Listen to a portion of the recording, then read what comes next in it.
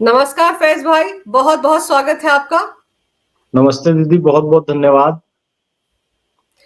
फैज भाई, वक्फ बिल को लेकर all India Muslim personal law board लगातार हंगामा कर रहा है। आज पटना में भी उन्होंने धरना प्रदर्शन किया है, जिसमें आरजेडी के नेता भी शामिल हुए हैं। और अब तो वहां से ऐसी खबरें आ रही हैं, इस तरह की बातें बोली जा रही हैं कि अगर इस बिल को सदन में पेश किया गया, ये पास हो गया, तो देश में गृह युद्ध जैसे हालात पैदा हो जाएंगे। कैसे देखा जाए इन सबको? बिस्मिल्लाहिर्रहमानिर्रहीम। रब्बि इश्रह ली सदरी व यस्सिर ली अमरी वहलुल उक़दतम मिन लिसानी यफ़क़हू क़ौली। भारत माता की जय, वंदे मातरम। देखिए अंजू दीदी, ये जो लोगों ने गृह युद्ध की बात कही है, ये इनकी बहुत पुरानी पॉलिसी है। विघ्न संतोषी लोग हैं, सत्ता के भूखे लोग हैं। सत्ता के लिए राम भक्तों पर इन्होंने गोलियां भी चलवाई है। सत्ता के लिए इन्होंने 1947 में देश का विभाजन भी किया है। सत्ता के लिए इन्होंने कश्मीर में आतंकवाद का समर्थन भी किया है। यासीन मलिक को प्रधानमंत्री भवन में भी बुलाया है। सत्ता के लिए इन लोगों ने चिकन नेक काट देंगे, नॉर्थ ईस्ट को अलग कर देंगे, असम को अलग कर देंगे, ऐसे नारे भी लगाए हैं। भारत तेरे टुकड़े होंगे इंशाअल्लाह, भारत की बर्बादी, कश्मीर की आजादी, ये सब केवल और केवल सत्ता के लिए है। और सत्ता के लिए आज ये देश को गृह युद्ध की धमकी भी दे रहे हैं। तो इनके लिए कोई बड़ी बात नहीं है, लेकिन इनका चाल और चरित्र जनता के सामने आ चुका है। चूंकि इनकी नैया अब डूबने वाली है, केंद्र में भी और राज्यों में भी इनकी सरकारें लगातार जा रही है और लालू प्रसाद यादव की पार्टी भी लगभग अपनी अंतिम सांसें गिन रही है। तो ये एक तिलमिलाहट है, एक छटपटाहट है कि वो वक्फ बिल के माध्यम से एक बार फिर से अपनी राजनीतिक पारी खेलना चाहते हैं और मुसलमानों को इसका जरिया बनाना चाहते हैं। अब मुसलमानों को समझ जाना चाहिए कि इनकी चालों में ना फंसे और राजनीतिक टूल ना बने। देखिए, इनके गंदे गलीज स्टेटमेंट क्या क्या है। एक नेता ने कहा, यदि ये वक्फ बिल पास होता है तो हम जगदम्बिका पाल का क्या हश्र कर देंगे। किसी ने कहा कि हम चंद्रबाबू नायडू और नीतीश कुमार को नेस्त नाबूद कर देंगे। एक ने कहा, ये विधेयक, ये बिल जो है वक्फ बिल नहीं है, ये सांप का बिल है। हम खून बहाने तैयार हैं, कुर्बानी देने तैयार हैं, सीना हमारा सामने है, गोली खाने, गोली मारने सब के लिए तैयार है। स्पष्ट है, ये वही मानसिकता है जो आसपास के पड़ोसी देशों में सत्ता के लिए भूख चल रही है। बांग्लादेश अस्थिर है, पाकिस्तान अस्थिर है, श्रीलंका अस्थिर है। बर्मा में क्या स्थिति है आपको पता है, अफगानिस्तान में क्या स्थिति है आप जान रही हैं। इन लोगों को सबर ये नहीं हो रहा है कि सारी जगह अस्थिरता है, अराजकता है, आतंकवाद है। वो चीज भारत में भी करना चाहते हैं और माध्यम बनाना चाहते हैं मुसलमानों को। तो मुसलमान इनकी चालों में ना आए। मैं बार बार कहता हूं, ये रमजान का पाक महीना चल रहा है और मौलाना शहाबुद्दीन रिजवी, जो कि कट्टरपंथी बयानों के लिए जाने जाते हैं, वो भी कह चुके हैं कि all India Muslim personal law board और ओवैसी और ये जो तमाम लोग जिस तरह की गतिविधि कर रहे हैं सत्ता के लिए और वक्त पर काबिज होने के लिए, ये बिल्कुल काबिले मजम्मत है। इसकी आलोचना की जानी चाहिए। ये लोग गलत कर रहे हैं। और आज भी जो लालू प्रसाद यादव कह रहे हैं कि 2-3 मिनट बमुश्किल खड़े हो पाए, स्पीच दे पाए, मैं तो एक बात कहना चाहूंगा, वो गुलाल फिल्म में एक गाना है, ऐ बुझते हुए चंद बासी चिरागों, तुम्हारे ये काले इरादों की दुनिया। तो ये जो बुझते हुए बासी चिराग है ना, ये जाते जाते भी इस देश में फसाद और गृह युद्ध कराना चाहते हैं। इससे देशवासियों को सावधान रहने की आवश्यकता है। मैं तो ये कहूंगा दीदी। फैज भाई, लेकिन वक्फ बिल से इतनी तकलीफ क्यों है? ओवैसी को देख लो किस तरह की भाषा बोलते हैं, मौलाना मदनी को देख लो कैसी भाषा बोलते हैं। क्या सिर्फ चंद ऐसे परिवार हैं जिनके हाथों में वक्फ की प्रॉपर्टी है, उनको डर लग रहा है कि करोड़ों की संपत्ति उनके हाथ से निकल जाएगी? देखिए, तकलीफ क्यों है इसका जवाब आपने तो खुद ही दे दिया और उसको दूसरे तरीके से हम समझ सकते हैं। आपके, अब भगवान ना करे, अल्लाह ना करे, आपके घर में आभूषण चोरी हो जाए, जेवर चोरी हो जाए और आपको 100 लोगों पर शक है कि ये 100 में से ही किसी ने चुराया है। तो आपने पुलिस को बुलाई और कहा कि भाई इन 100 लोगों की तलाशी लो तो मिल जाएगा। अब उसमें से 95 तो तलाशी देने तैयार है, लेकिन 5 कह रहे हैं जी हम तलाशी नहीं देंगे। ये जो पुलिस आकर रिफॉर्म नया कर रही है, हम ये करने नहीं देंगे। तो जाहिर बात है वो 5 लोग क्यों विरोध कर रहे हैं तलाशी का, इसका उत्तर आप दीजिए। जाहिर सी बात है उन 5 लोगों ने ही चोरी की है। तलाशी ली जाएगी तो उनके जेब से जेवर निकलेगा, आभूषण निकलेगा, चोरी का माल निकलेगा, उनका भ्रष्टाचार उजागर हो जाएगा, उनकी गंदगी सामने आ जाएगी, दुनिया उनका असली चोर चेहरा देख लेगी, लुटेरा चेहरा देख लेगी। इसलिए वो 5 तलाशी लेने का विरोध करेंगे।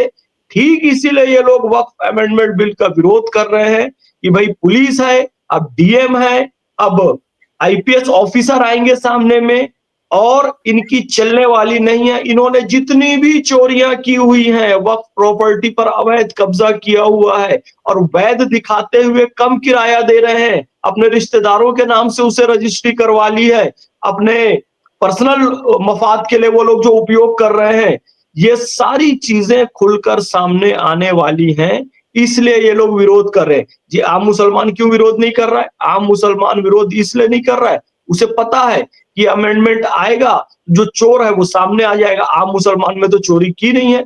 किन लोगों ने चोरी की है? यही लोगों ने की है, all India Muslim personal law board के जो लोग हैं, ओवैसी जो बंधु हैं और जो तमाम लोग जंतर मंतर पर इकट्ठा हो रहे हैं, वो यही लोग हैं जिन्होंने वक्फ की प्रॉपर्टी को चोरी की है या फिर उस पर काबिज होकर उसका दुरुपयोग कर रहे हैं। तो इनकी चोरी ना पकड़ी जाए इसलिए विरोध कर रहे हैं। इनकी राजनीतिक जमीन बनाने की भी कोशिश कर रहे हैं ये इस विरोध के माध्यम से, क्योंकि देखिए जनता ने सांप्रदायिक तत्वों को नकार दिया है। ये धर्म के नाम पर जो राजनीति करते थे, मुसलमानों का तुष्टीकरण करते थे, इफ्तार पार्टी करते थे और यासीन मलिक को प्रधानमंत्री आवास में बुलाते थे, कसाब को बिरयानी खिलाते थे, अपने देशभक्तों का अपमान करते थे, आतंकवादियों को प्रश्रय देते थे। इन सबको इस देश की जनता ने नकार दिया है। देश की जनता ने नकारा तो अब इनको अपनी राजनीतिक जमीन बनानी है, तो कैसे करें? कोई फर्जी मुद्दे लेकर आए, तो बहुत सारे फर्जी मुद्दे लेकर आए कि सीएए देश के मुसलमानों के विरोध में है, उन्हें भगाया जा रहा है, इंस्टेंट ट्रिपल तलाक इस्लाम के खिलाफ है, 370-35 से देश की नुकसान हो जाएगा, जबकि ऐसा कुछ नहीं था। अच्छा, ये लोगों को सब पता है, उन्हें ये जानते हैं कि ऐसे मुद्दों से जनता को भड़काया जा सकता है। जनता में जो कुछ इलिटरेट लोग हैं, खासतौर से मुसलमानों में जो कुछ नासमझ लोग हैं, इनके बहकावे में आ जाते हैं, लेकिन उनकी वो राजनीति चली नहीं। अब काठ की हांडी बार बार नहीं चढ़ती है कहते हैं। अभी भी ये कोशिश कर रहे हैं अपनी राजनीतिक जमीन बनाने के लिए, फिर से कुछ सीटें इनको मिल जाए, अगले विधानसभा में कुछ लाभ हो जाए, अगली लोकसभा में कुछ लाभ हो जाए, इसलिए ये सारा काम कर रहे हैं। लेकिन इनसे इनको फायदा होने वाला नहीं है। जनता समझदार हो चुकी है और इस देश का मुसलमान भी अब बहुत समझदार हो चुका है। लेकिन फैज भाई, कितनी सारी बैठकें हुई जब ये वक्फ संशोधन बिल लाने की बात हुई, हर राज्य में जाकर जगदम्बिका पाल जी ने वहां के लोगों के साथ, सभी वर्गों के नुमाइंदों के साथ बैठकें की है। उसके बाद कहीं जाकर ये मसौदा पूरा तैयार हुआ है, इसके बाद भी इतना विरोध। और फिर समझने वाली बात यह है कि आप ये देखिए कि अब जैसे आज पटना में हो रहा है, फिर हैदराबाद में होगा। जो सीएए के खिलाफ, एनआरसी के खिलाफ माहौल बनाया था इन्हीं लोगों ने, उसी माहौल को दोबारा क्रिएट करने की कोशिश की जा रही है। बिल्कुल बिल्कुल। देखिए, जो संसदीय समिति बैठी, जगदम्बिका पाल जी उसके अध्यक्ष थे और तमाम लोगों से विचार लिए गए। विचार लेने के बाद ये सारा प्रस्ताव तैयार किया गया है। लेकिन मैं आपको सच्चाई बताऊं, हम गए थे वहां पर, एडवोकेट शिराज कुरैशी, मैं भी गया था, हमारे डॉक्टर शाहिद अख्तर साहब गए थे, शाहिद सईद साहब गए थे, कारी अबरार जमाल साहब गए थे, हमारी शालिनी बहन गई थी, शालिनी अली जी गई थी और तमाम लोग, हम लोग गए थे और अपना प्रस्ताव हमने रखा। वहां पर उस समिति के एक सदस्य ब्रिजलाल जी भी थे, जो कि डीजीपी पूर्व रहे हैं, उत्तर प्रदेश के डीजीपी रहे हैं, अभी राज्यसभा के मेंबर हैं। तो ब्रिजलाल जी का ये कहना है कि अब तक जितने भी प्रस्ताव हमने सुने, उसमें सर्वश्रेष्ठ प्रस्ताव ये है। उनके ये कहने के बाद भी ओवैसी के लोगों ने हंगामा किया, उस सदन के अंदर हमको बोलने से रोका, यहां तक की धमकियां दी। आप सोच रहे हैं, स्वयं जगदम्बिका पाल जी को जब धमकी दी जा रही है कि तुम्हारा क्या हश्र कर देंगे, तो हम प्रस्ताव जो प्रस्तुत कर रहे थे संसद के अंदर, हमको धमकियां दी गई, हमको बोलने से रोका गया, डराने धमकाने की कोशिश की गई। मतलब इनडायरेक्टली ये था कि तुम बाहर निकलो, तुमको बताते हैं। इस कदर ये लोग गंदगी पर उतर आए हैं। तो ये लोग झूठ बोल रहे हैं कि किसी से विचार विमर्श नहीं किया गया, किसी से पूछा नहीं गया। अजमेर दरगाह के दीवान साहब गए हैं, उन्होंने भी अपनी बात रखी। तमाम मुस्लिम जो वक्त के बड़े बड़े इदारों से जुड़े हुए हैं वो सब गए, मेल सबसे मंगाया गया और सबके विचार विमर्श के बाद ये प्रस्ताव तैयार किया गया है और ये लोगों ने विरोध किया। अब चूंकि सबका समर्थन लिया गया है, उनके पास बोलने के लिए कुछ है नहीं, इसलिए जनता को वर्गलाने के लिए, भड़काने के लिए, देश में गृह युद्ध कराने के लिए, अपनी सत्ता स्थापित करने के लिए ये बार बार ऐसी बातें कर रहे हैं कि सबसे विचार नहीं लिए गए, जबकि ये झूठ है। सबसे विचार विमर्श करने के बाद बिल्कुल लोकतांत्रिक तरीके से ये वक्फ बिल लाया जा रहा है।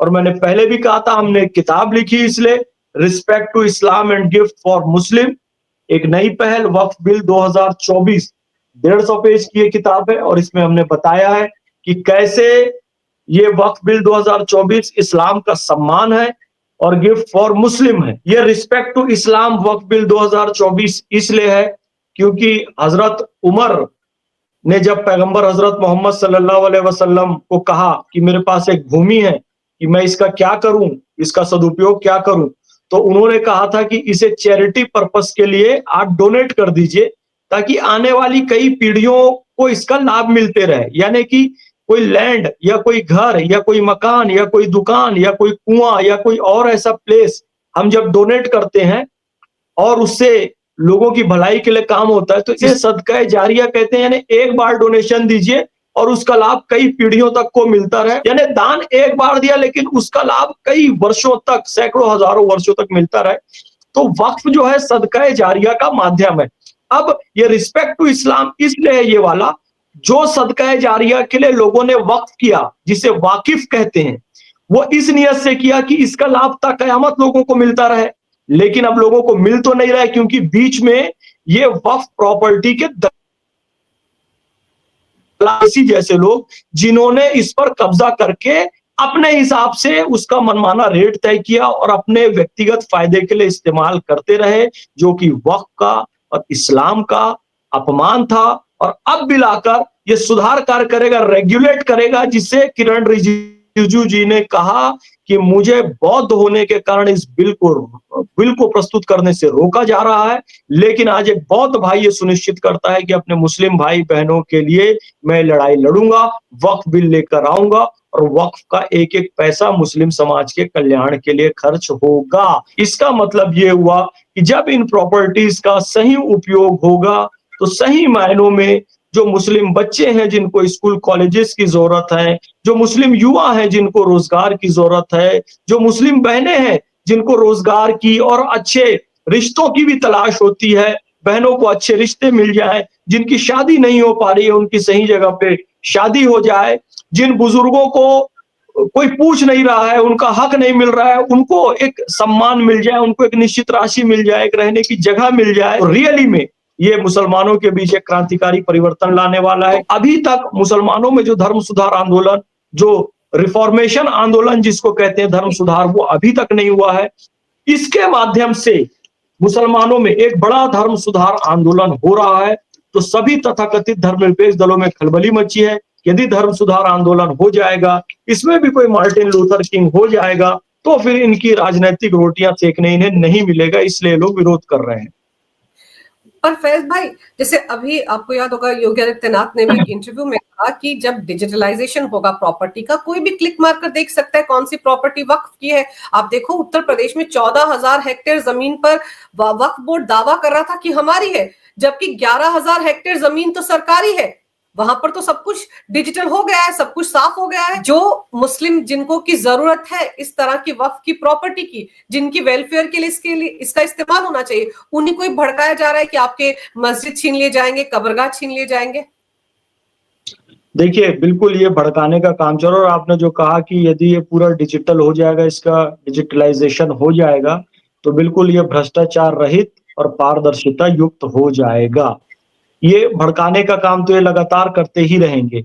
अब ये जो हरकत कर रहे हैं ना कि कहीं पर भी हाथ रख दिया और वक्फ की प्रॉपर्टी बता दी और किन किन लोगों ने कब्जा किया हुआ, ये सारा इनका भ्रष्टाचार समाप्त होने वाला है।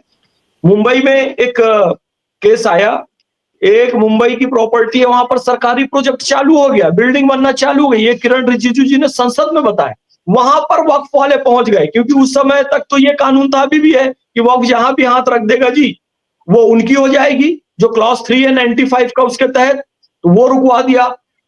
त्रिचनापल्ली में एक 1500 वर्ष पुराना गांव है, वहां के लोगों की जमीनें हैं, कुछ गांव वालों को लगा कि हमको पैसे की जरूरत है, बिटिया की शादी है, वो सोचे कि हम अपनी 1 एकड़ 2 एकड़ जमीन बेच देंगे।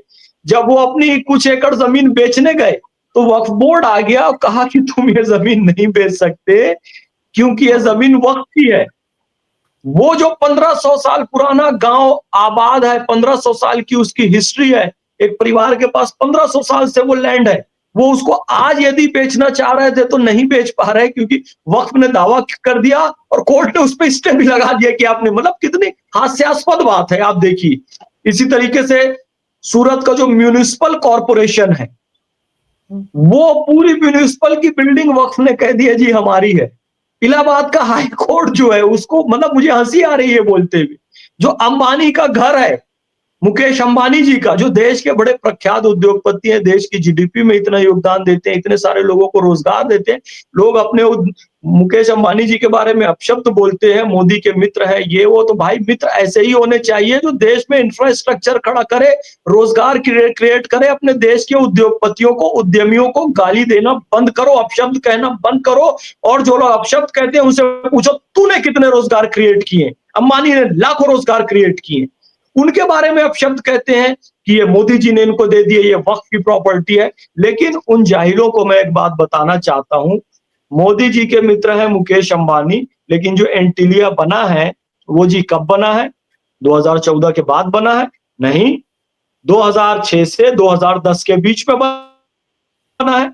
2006 से 2010 के बीच में किसकी सरकार थी जी? 2004 से 2014 तक मनमोहन सिंह जी प्रधानमंत्री रहे। If this is Waqf property, यदि एंटीलिया वक्फ प्रॉपर्टी पर है, सचमुच है, तो इससे यह भी पता चलता है कि वक्फ प्रॉपर्टी का दुरुपयोग मनमोहन सिंह सरकार में सबसे ज्यादा हुआ, क्योंकि उस समय तो मोदी जी प्रधानमंत्री भी नहीं थे। फैज भाई, एक चीज और है जो शायद विपक्ष को बड़ी परेशान कर रही है, अभी जैसे सौगातें मोदी दिया जा रहा है, ईद पर एक गिफ्ट दिया जा रहा है, ईदी दी जा रही है मोदी सरकार की तरफ से, उसको लेकर भी तमाम तरह की बातें उठ रही हैं कि मोदी सरकार, बीजेपी एक बार फिर से मुसलमानों को लुभाने की कोशिश कर रही है इस तरह से ईदी देकर। हाँ, तो देखिए क्या है, मुसलमान को ये लोग बंधुआ मजदूर समझते आए हैं। ये कांग्रेस हो गई, समाजवादी पार्टी हो गई, जनता दल यूनाइटेड हो गई, लेकिन अब मुसलमान बंधुआ मजदूर बनने के लिए तैयार नहीं है। अभी पिछले चुनाव में अपेक्षाकृत आप दिल्ली की मुस्तफाबाद सीट देखिए, 70% मुस्लिम है। मोदी जी को उन लोगों ने वोट दिया, भारतीय जनता पार्टी को वोट दिया, संघ परिवार के साथ जुड़े रहे। अब मोदी जी सौगातें मोदी भी दे रहे हैं, यानी एक जोड़ी कपड़ा पुरुषों के लिए, एक जोड़ी महिलाओं के लिए, ईद की सेवइयां और ड्राई फ्रूट्स, तमाम चीजें दे रहे हैं। तो मुसलमानों की जो बंधुआ मजदूरी है ना, वो खत्म हो रही है। तो इनके अंदर ये तिलमिलाहट आ रही है कि मुसलमान कैसे हमसे छिटक कर जा रहा है, इसको राजनीतिक स्टंट बताते हैं। मैं बार बार एक बात कहता हूं कि देखिए, संतुष्ट होने, जो असंतुष्ट प्राणी है ना, वो कभी भी संतुष्ट नहीं हो सकता। मोदी जी टोपी नहीं पहनते हैं तो भी इनको आपत्ति होती है, अटल जी टोपी पहन लेते हैं तो भी इनको आपत्ति होती है, जब मुस्लिम लड़के लड़कियों को शिक्षा नहीं मिलती है तो भी इनको आपत्ति होती है, जब 50 से ज्यादा मुस्लिम लड़के लड़कियां आईएएस आईपीएस बन गए तो भी इससे इनको आपत्ति होती है, योजनाओं का लाभ मुसलमानों को नहीं मिलता है तो भी इनको आपत्ति होती है, अब आयुष्मान और उज्ज्वला और तमाम योजनाओं का लाभ मुसलमानों को मिल रहा है तो भी इनको आपत्ति होती है। इसे दर्शन शास्त्र में अनवस्था दोष कहा गया है, यानी कि कभी आप किसी अवस्था में नहीं पहुंचेंगे। जैसे कि 100 में से 3 को भाग दो तो 33.3333, ये कितना 3 आएगा इसकी कोई गिनती नहीं हो सकती। इसी तरीके से पाई का मान निकालो 22/7, तो 3.14 के बाद कितनी संख्याएं आएंगी उसकी कभी गिनती नहीं हो सकती। इसी तरीके से जो शोले फिल्म में मौसी और जय का संवाद है, वो भी अनवस्था दोष का उदाहरण है, यानी कि कभी कोई अवस्था नहीं आई। मोदी जी कुछ भी कर लें, ईद की बधाई ना दें तो भी प्रॉब्लम, ईद का गिफ्ट दे रहे हैं तो भी प्रॉब्लम, हृदय निकाल के दे दो तो भी प्रॉब्लम, अपना सर काट के दे दो तो भी प्रॉब्लम। भाई मजा नहीं आया यार, अच्छे से सर नहीं काट के दिया, थोड़ा फिनिशिंग से काटना था, ले भाई फिनिशिंग से काट के दे दिए, नहीं जी ब्लड थोड़ा सा लाइट है, थोड़ा थिक ब्लड चाहिए था। यानी कि ये कभी भी संतुष्ट नहीं हो सकते, अपनी प्राण भी दे दो तो ये केवल एक ही चीज से संतुष्ट हो सकते हैं, सत्ता सत्ता सत्ता, भ्रष्टाचार भ्रष्टाचार भ्रष्टाचार, जो कि अब इनको नहीं करने दिया जाएगा। मोदी जी सौगातें मोदी दे रहे हैं, बिल्कुल ठीक कर रहे हैं। अब मुस्लिम भी मोदी जी की तरफ बड़ी संख्या में आ रहा है, 2014, 2019, 2024 और अब 29 में और ज्यादा मुस्लिमों का समर्थन मोदी जी को मिलने वाला है। और यही शायद इनके पेट में दर्द हो रहा है इसी वजह से, और इसीलिए इतना हंगामा पटना में हो रहा है। अब देखना होगा फैज भाई कि ये लोग हैदराबाद में जब इस तरह की रैली करते हैं तब कौन सा नया जुमला वहां पर फेंकते हैं, क्योंकि अभी तो गृह युद्ध तक पहुंच गए हैं, आगे पता नहीं कहां तक जाएंगे। लेकिन इनका दर्द समझा जा सकता है। कुछ एक परिवार है, कुछ एक नेता है जिनके हाथ में सारी प्रॉपर्टी है वक्फ की, जब वो उनके हाथ से छिन जाएगी, डिजिटलाइजेशन हो जाएगा, तो फिर दिक्कतें तो उनकी बढ़ेंगी। फैज भाई आपने समय निकाला, बहुत ही विस्तार से मेरे दर्शकों को इस विषय पर तमाम जानकारी दी, आपका बहुत बहुत धन्यवाद। नमस्कार, भारत माता की जय नमस्ते हो, दीदी। वंदे मातरम और जय श्री राम। जय श्री राम, भारत माता की जय, वंदे मातरम। आपको भी धन्यवाद।